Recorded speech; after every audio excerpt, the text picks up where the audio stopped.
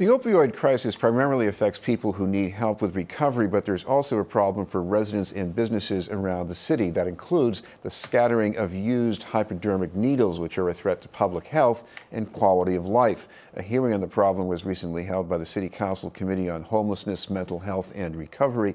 Our guest is the committee chair, Councilor at Large, Annissa Essaibi-George. Thank you very much for being with us, Councilor. No, thank you. I want to talk about the needles. We've heard some terrible anecdotes, but what about the size of this problem? Yeah, the size is actually bigger than I thought, and I think bigger than a lot of us thought when we talk about improperly disposed hypodermic needles or sharps across the city. We, during our research preparing for our hearing that was held last week at the City Council, we knew the numbers from 311. They've had about 3,000 to 9,000 number in there. We knew that there were a few thousand that other folks were picking up through other programs. So we called a hearing on it because we wanted to have a better understanding about the number and about how big of a problem this truly is, both as it relates to making sure that those that are in crisis are getting help, but then also as we think about sort of quality of life issues for our residents, our business owners, our neighbors, people that visit the city. What is this? What is the issue when it comes to improperly disposed needles? And we discovered in our hearing that the number is actually 20,000. 20,000 needles. 20,000 improperly disposed of needles across the city of Boston. Now, of course, these are a hazard for people who use them deliberately, and it's not just that they're intaking drugs, it's just that the infections, it could be HIV, hepatitis C, I guess that's a big problem. So there's certainly great risk with folks that are sharing needles, and it's an unfortunate symptom or cause of this epidemic that we're facing as a city, and we continue to face as a city. And again, it's so multifaceted. It's so important that we're talking about the big issue, and I'm so proud as a city councilor at large that I have an opportunity to focus on this large issue, and that my colleagues, both at large and district colleagues, are able to support this work and participate in this work. We have a crisis on our hands, and we have to work every day to find ways to solve the crisis as a whole, and then also help individuals that are suffering and seeking recovery every single day. But what goes alongside this crisis is these improperly disposed needles, and how do we work as a city to get to a place where working on the crisis, but also picking up the needles along the way.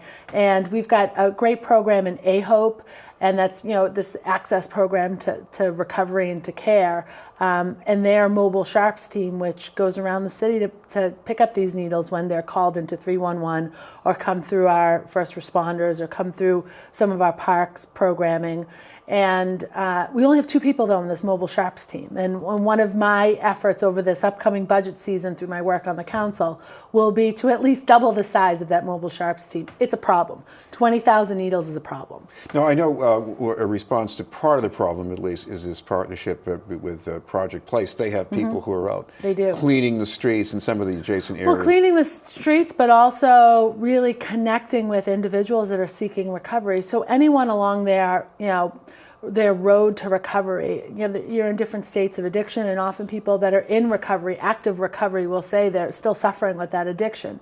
So as we're working with them through different programs like Project Place and connecting individuals with resources, we're also facing some of these other challenges that this crisis creates for our city.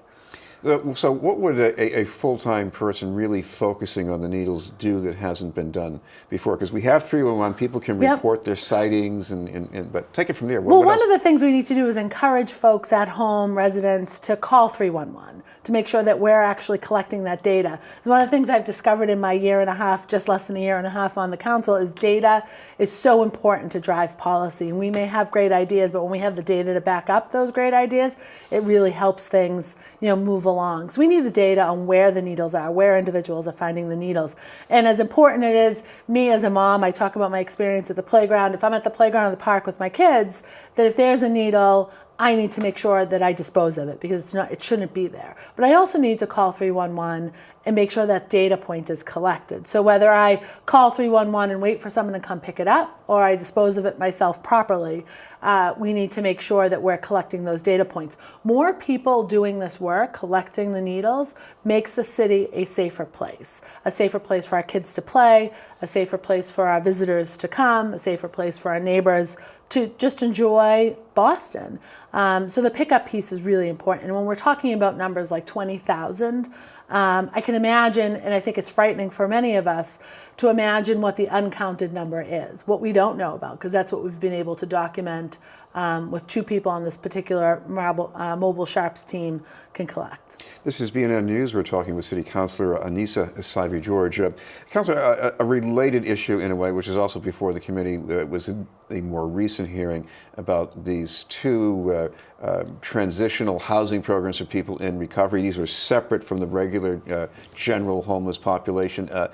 People who are in these programs, they're concerned about being, I guess, sort of thrown into another location. Sure. We had a hearing yesterday sponsored by Councilor Jackson on 2 programs at the Southampton Street Shelter, which is a men's shelter on Southampton Street. It's the SOAR program and the Safe Harbors program, and their ability to support individuals experiencing homelessness that are also suffering from addiction, but also suffering from HIV, they're HIV positive. So the supportive programs that they're able to access through those quote unquote beds at Southampton Street Shelter. And one of the challenges that we've seen as a city, both for our city shelters and some of our agencies and nonprofit partners that we work with, is the changing in the federal funding protocols or desires, and to move from shelter to housing opportunities. So we're starting a program called Rapid Rehousing as of July 1st. And as the committee chair on the work around homelessness in particular, my objective and what I support is moving away from shelter to housing. And we need to provide emergency shelter. Folks need places to stay when they're experiencing homelessness. But one of the things we need to focus on as a city is making sure that we're creating and encouraging opportunities for housing.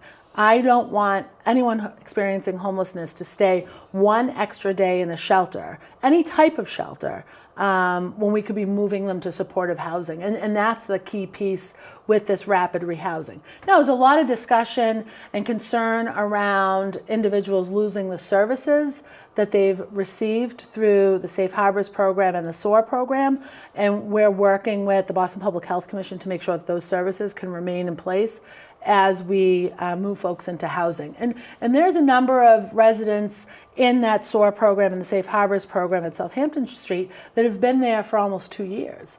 And over that period of time, as a city and as a health commission, our priority needs to be to get support services to those individuals, but that to then move them out of shelter into housing. I did talk to one resident who had been there for 17 months, and he liked that kind of a tight-knit social, very high labor-intensive access to services, and the prospect of him looking for another place to live, I think it sounded frightening. I mean, didn't just all these uncertainties and just being not as much in touch with people. Well, I think it really shows and demonstrates the quality of services that they've received in that particular program at Southampton Street. But again, for me, my priority is to make sure that we're working to get rid of homelessness, that we're working to support individuals to transition from the shelter system into supportive housing. And that's a really important piece, that we're not looking to shelter, although that's an immediate response and one that we need to do.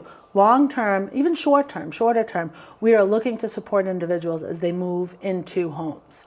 Well, one thing that's going on here is it's not that people in Boston end up homeless or having addiction problems. It's that sometimes people who are homeless and with addiction problems end up in Boston. They come from other communities. Well, one of the things we discovered we've heard a lot of this anecdotally, but one of the things that we spoke about yesterday in our hearing about Southampton Street, in general, most of the individuals that we're supporting through some of our homeless shelters, both city-run and the nonprofit run organizations, 50% of those people are not from the city of Boston. One of the things that I think is my responsibility as an elected official representing the residents of the city of Boston is that we're putting pressure on our surrounding communities to also support their residents and to really put pressure on the state to make sure that the programs they're funding in the city of Boston and outside of the city of Boston are really providing services for their residents, because it's so important for individuals to remain connected to their communities of origin,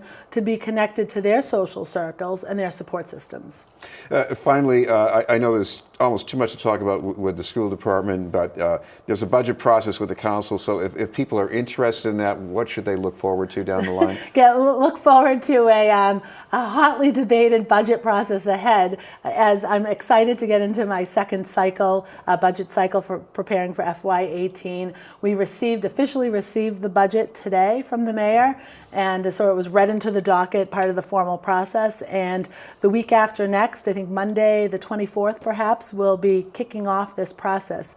All of our hearings on the budget will be listed online on the City of Boston, and I think //City Council. Thank you very much for being with us. No, thank you. City Councilor Annissa Essaibi-George.